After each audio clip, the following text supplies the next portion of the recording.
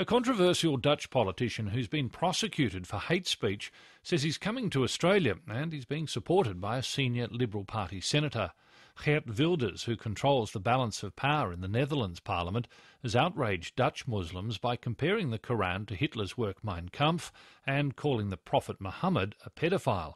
But Wilders has his supporters, among them Liberal Senator Cory Bernardi. Eric Campbell reports.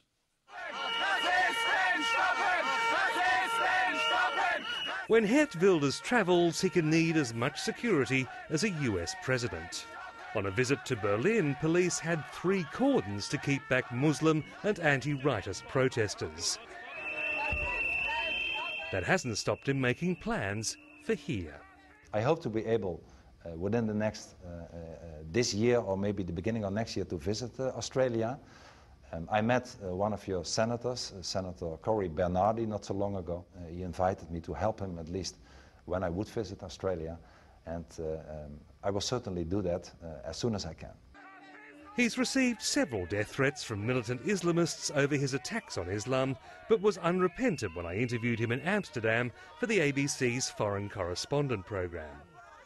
I see Islam as more ideology than a religion. It's not to be compared with Christianity or Judaism.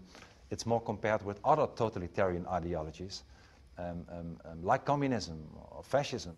Geert Wilder's attacks on Islam have struck a chord in the Netherlands, where tolerance of different cultures has steadily eroded since 9/11. Last year, his Freedom Party won 15% of the vote, giving him enough seats to install a minority right-wing government that's declared an end to multiculturalism.